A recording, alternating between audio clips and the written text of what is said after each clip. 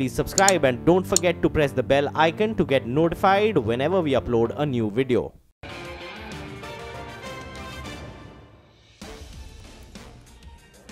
Well, let's go straight to the top story this evening. A 20% surge since January and an 18% surge in just the last 2 months. Oil is most certainly on the boil. From $67 at the start of 2018, crude oil prices were largely stable until March this year, when prices started to inch higher. By April, we saw $75 mark being breached, and now we are at 80. So what exactly is driving crude prices higher? Our in-house expert Manisha Gupta tells us why Brent crude topped $80 a barrel for the first time since November of 2014 today. Manisha, this is not good news for India. What exactly is driving crude? Well, thank you so much for that. Yes, we have seen, to be precise, $80.18 a barrel in the crude oil prices just a few minutes ago. So 80 has been broken. We have seen that psychological level being taken. And there's a whole list of fundamental factors on the stronger side which have been supporting the crude oil prices. To begin with, the premium started building up into the crude oil prices as and when you saw that Iran nuclear accord deadline being approached. But clearly, with US walking out of that, we have seen the crude oil prices gain up by 12% in last 1 month, and the prices are up 20% now in 2018. Very near term, we are looking at geopolitical concerns which are still on the surface. It also is about the OPEC compliance, which is at 150%, and the expectation that OPEC will continue to cut output as we go into 2018 and into 2019 as well. It is about record high demand in Asian markets. China last month itself, in the month of April, has imported record quantities. So that in turn are very supportive factors. And then you have Venezuela, which is headed for presidential elections on Sunday. There is quite a bit of uncertainty coming in from that. And on top of that, you also have seen supply concerns. If you look at the global inventories, they are down by 70% from where we were in January 2017. So all of these factors add up and continue to add premium to prices. The important thing also is that you have huge amount of speculative money also following these fundamentals, and that keeps the prices higher. We already have seen a huge amount of gain here, but from here on as well, nobody really is giving out a sell call. Goldman Sachs believes that from these levels as well, the crude prices have further space on the higher side. You have Bank of America Merrill Lynch report, which says that they are looking at $90 per barrel in the first half of year next year, and $100 per barrel is also a level that they're not ruling out. And then, of course, there also is the Morgan Stanley report, which says that an average crude oil prices would be at 90 in 2020. So every place that you look, it's not just this year, but 2019 and 2020 as well, where many of these banks and brokerages are putting out very bullish views. Well, that doesn't look good. $90 to $100 per barrel. That is the prediction, but these predictions often have been proven wrong. Manisha, appreciate you joining us. The number on your screen to watch is $80 a barrel. That is where crude is. Now, the surge in crude oil prices on the back of shrinking stockpiles from the US, as well as continuing OPEC cuts, among others, has the government worried. Officials who spoke to CNBC TV18 said that there will be, and I quote, implications due to the rise in prices and the fall in exchange rates. And that is not all. Officials also believe that they may have to reassess the pricing formula for the LPG subsidy, estimating that it could shoot above the budget estimate by at least 10,000 to 12,000 crore rupees. But what about the prices of petrol and diesel? Will the government cut the excise duty to cushion the impact on consumers? Well, the government is not committing to that just yet. Officials tell us that they will consider the revenue position before any decision on excise relief. It's not just the government. The Reserve Bank's inflation and GDP math will also be impacted by the rising crude oil prices. For the end of FY19, RBI has projected an inflation forecast of 4.4%, assuming that crude prices are at $68 per barrel. Keep in mind that every $10 addition to crude prices will push that inflation forecast higher by 30 basis points. The RBI's GDP estimate was 7.4%, and every $10 addition to crude prices can cut the GDP estimate by 10 basis points. We are given to understand that as of today, in India, the average crude basket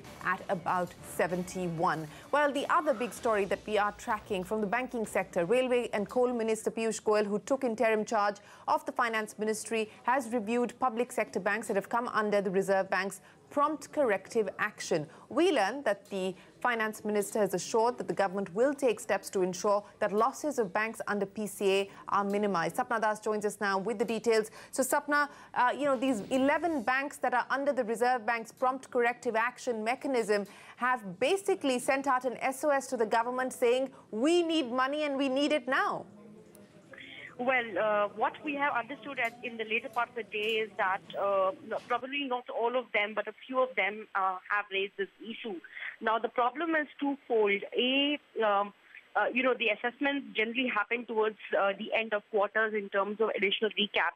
Since FY18 is over and the first quarter of the current fiscal is yet to end, it's difficult to arrive at any kind of an estimate, one. Second, of course, there is no budget. There is no money in the budget as of now. The government earlier has committed to a recapitalization program through recap bonds. But there's a process for that. The parliament has to be in session, approvals have to be taken. So there's a procedure for that, which indicates a time lag. Number three, would this be the right time to do an assessment of the capital requirements of these banks at least? Well, everybody doesn't seem to be convinced. But yes, the sense that we have got is that a lot of these banks are under tremendous stress, and they have indicated about the fall in the capital base. So the requirement for money could be loud and clear. Though, of course, not very clear indications have at least come from the senior government officials.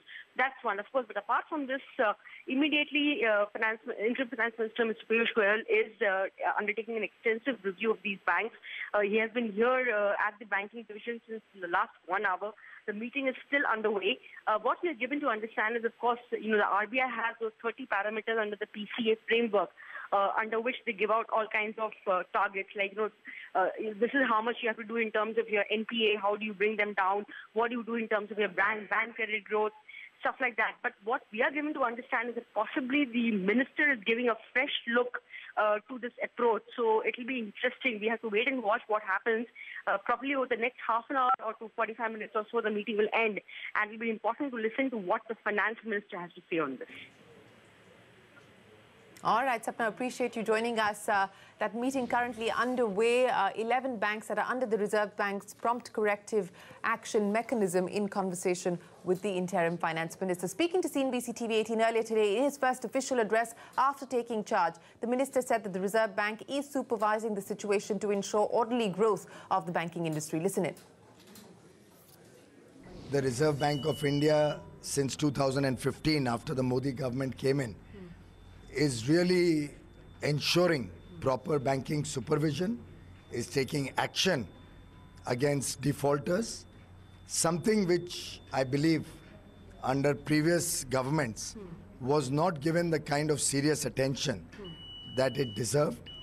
The indiscriminate lending of the past has caused this distress that the banking sector is facing, and I'm very confident that with the diligent efforts of all my colleague bankers, all the lakhs of employees of the public sector banks, and all the stakeholders of the banking system working in close cooperation and under the guidance of our regulator, Reserve Bank of India, we will ensure a very orderly growth of the industry and the highest levels of probity and accountability that is expected of the public sector banks.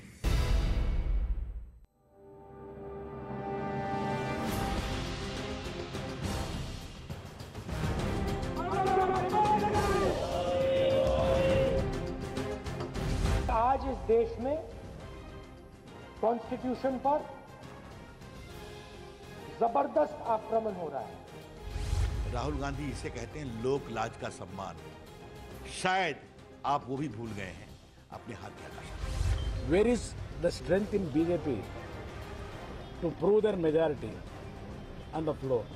Mandate has not been given to either Congress or the other list, but they were trying to form the government through backdoor, which has been completely denied. The Congress and JDS have formed a unholy alliance after the election. The norms, standards, values of democracy have been slaughtered in Karnataka. Well, from Karnataka to Goa to Bihar to Manipur, the opposition is up in arms, and this after what can only be described as dramatic developments in Indian politics since 9:30 p.m. last night, when Governor invited B.S. Yediyurappa to become the 23rd Chief Minister of Karnataka. Yediyurappa took oath early this morning, even as opposition leaders protested outside the Bengaluru Assembly. Sworn enemies Siddaramaiah and Kumaraswamy, now together as coalition partners, sat next to each other shouting slogans. All this after the Supreme Court opened its gates at 1:45 a.m. to hear a petition challenging the Karnataka governor's decision. The court ruled at 5:30 a.m. this morning that it will not stop Yediyurappa's swearing in, but has scheduled the next hearing in the case to tomorrow. With Yediyurappa invited to form the government as the leader of the single largest party, Congress MLAs in Goa are seeing an opening. 15 months after elections in the state, the Congress now claims that it will approach the governor to stake claim. As it is the single largest party, the BJP under Manohar Parrikar formed the government with the support from others, even though the Congress was the single largest party with 17 seats. In Bihar, the Janata Dal United fought with the election with Lalu Prasad's RJD in 2015, but the JDU dumped the RJD last year and allied with the BJP. Now the RJD claims it will approach the governor to form government as the single largest party. In Manipur, the former Congress Chief Minister Ibobi Singh met the governor and staked his claim to form the government as he is the leader of the single largest party. Well, this may not result in anything, but it certainly has the opposition united. Here's a quick snapshot of what has been a day of manic political developments. Earlier, he had sacrificed, Vajubhai Wala had sacrificed his seat in the Gujarat Vidhan Sabha in favor of Shri Narendra Modi. Yesterday evening and then today morning, Vajubhai Wala sacrificed the constitution and democracy for Modi ji. It was not a swearing in of B.S. Yediyurappa ji today, but it was an ugly picture of swallowing in ceremony of democratic principles, judicial verdicts, and established precedents. हमारा गठबंधन टूटा नहीं था, तो being as a pre poll alliance also हमारी सबसे बड़ी party है और सिंगल लार्जेस्ट पार्टी भी हमारी है। मेरा सवाल ये है कि अगर बीजेपी और नीतीश जी जो सिंगल लार्जेस्ट पार्टी को आज बुलाया गया या येदियुरप्पा जी का ओथ कराया गया उसको सही मानते हैं, तो क्या उनका जो गठबंधन जो कि बीजेपी को बिहार में सत्ता से दूर रहने का मैंडेट दिया गया था, तीसरी नंबर की पार्टी थी, आज वो सरकार में है और सिंगल लार्जेस्ट पार्टी को बिहार में नहीं बुलाया गया, सिंगल लार्जेस्ट ब्लॉक को नहीं बुलाया गया, तो वो अपनी गलती को मानते हैं। यानी कर्नाटका अगर सही है तो बिहार गलत होगा। बिल्कुल, अगर बिहार गलत होगा तो कर्नाटका सही होगा। नीतीश कुमार फ्लोर टेस्ट जीत चुके हैं। जब उनसे पूछा गया, जब उनको गवर्नर ने समय दिया था, फ्लोर टेस्ट वो जीत चुके हैं, तो क्या आप कर सकते हैं अभी? क्या ये 10 महीने के बाद बहुत डिलेड एक्शन नहीं है? डिलेड एक्शन, हम तो उस समय गए थे लेकिन हमारी बातों को नहीं सुना गया, हमें न्योता नहीं मिला। फिर फ्लोर टेस्ट हुआ, ठीक है, वो बन गए, उनकी बन गए, तो यही काम इनविटेशन कर्नाटका में क्यों नहीं दिया गया जेडीएस कांग्रेस को? पहली बात। दूसरी बात, जब फ्लोर टेस्ट होगी हमारी तो हम भी गवर्नमेंट बना सकते हैं। अगर हमें मौका मिलता तो हम भी गवर्नमेंट बना लेते हैं, हम भी फ्लोर टेस्ट में पास हो गए होते। That's a big claim. So you are saying that if you had an opportunity and if you are given an opportunity, yes please. Maria ji, I'm adding one more thing. If I'll get an opportunity tomorrow by the government, by the governor, I will still clear the floor test. Because what's people giving you of this Bihar confidence? and MLAs of JDU and BJP, अगर आप last में देखें तो BJP JDU के sitting MLA हमारी party में join किए हैं। Kumaraswamy Congress said they are giving support to Kumaraswamy. So why they have not called Kumaraswamy when they have already produced their list? And I don't think that it will sort out all the problem. It is a constitutional crisis. And tomorrow, you have to reply for that. Well, a united opposition. And speaking of a united opposition, here's the latest in the consultations over the terms of reference issued to the 15th Finance Commission by the Centre. The Commission today met with prominent economists, including the Chief Economic Advisor, Arvind Subramaniam, and the former Chief Statistician, Pranab Sen. The economists have made certain recommendations on the population census to be used for tax devolution to states, as well as borrowing limits under the fiscal consolidation roadmap. Ritu, even as the 15th Finance Commission was holding its consultation meetings with economists, we had state finance ministers from Kerala, Punjab, West Bengal, Puducherry presenting their memorandum to the president on how the terms of reference are actually unjust. That's right. As far as the economists are concerned regarding the contentious issue of population, they said that it will be realistic to use contemporary population data, and that can be done by assigning weightage to population and also, giving rewards for population stabilization policy. That was the broad suggestion that came in from economists as far as the 15th Finance Commission is concerned. In addition to that, several red flags were also raised. For example, as far as state finances are concerned, many of these economists told the 15th Finance Commission that Uday bonds and interest that one has to pay because of the Uday bonds is leading to stress in state finances. As far as GST is concerned, many of these economists told the 15th Finance Commission that they'll have to basically figure in the uncertainty pertaining to GST collections while finalizing the devolution-related formula. Last but not the least, many of these economists told the 15th Finance Commission that as far as borrowing limits under the fiscal consolidation roadmap are concerned, they should be equally applicable to centre and states. With that. All right, Ritu, appreciate you joining us. Consultations there with the 15th Finance Commission, and that issue about the Uday bonds, it was raised by the Chief Economic Advisor in the Economic Survey as a potential risk for state finances, and that is being highlighted by economists to the 15th Finance Commission as well. Timothy Jaipuria caught up with the state finance ministers from Delhi, West Bengal, Kerala, who did meet with the president seeking his intervention to remedy what they call is an attack on the federal structure. Listen in. ये जो TOR बनाया गया है finance commission का 15th finance commission का, ये constitutional provision से भी अलग हट गया है और जो वेल सेटल्ड प्रेसिडेंसीज थे, कन्वेंशंस थी, अरेंजमेंट्स थे फाइनेंशियल, उनको भी तोड़ रहा है। और दिल्ली और पुदुचेरी के केस में तो ख़ास तौर से हमेशा सेंटर ने डिस्कशन किया है, उसको भी हमने उनसे रिक्वेस्ट किया कि आप इसको भी कहिए, क्योंकि 17 साल से दिल्ली को सिर्फ 325 करोड़ रुपए की ग्रांट मिलती है, शेयर मिलता है, तो इन सब में आप इंटरवीन करें, वरना आने वाले समय में राज्यों की फाइनेंशियल स्थिति बहुत कमज़ोर हो जाएगी, वो किसी भी राज्यों के सही, किसी भी पार्टी के स्टेट में। तो प्रेसिडेंट ने क्या आपको अश्योर करा कि बहुत जल्द? उन्होंने एक एक चीज़ को सुना था, एक पॉइंट पे हमने उनसे बात की। ही हैज़ अश्योर्ड कि he will look into it and do the needful lift. Federalism is being subtly and sometimes overtly or covertly being undermined in these terms of reference. We have pointed to several constitutional areas that are being undermined. That's one. For example, in GST, there was an amendment in the parliament saying what kind of compensation will happen for 5 years. These terms of references, you may review it. It's totally against the constitution. So this is an unprecedented move by the finance ministers. For the first time we are seeing finance ministers approaching against the TOR. Do you think that this would be the first and the last time, and soon your suggestions will be incorporated? I think first of all what is important is finance ministers, Chief Minister Puducherry, Deputy Chief Minister of Delhi and finance ministers of Andhra, Punjab, West Bengal, we came together indicating that it is north of India represented, east of India represented, south fully represented, and most importantly across political parties represented. Let me also say, those who are not here, their silent voices are being heard in our ears, that what we are doing is the right thing. In the 13th Finance Commission, terms of reference given by the President of India was revised. In the 9th Finance Commission, some changes were made.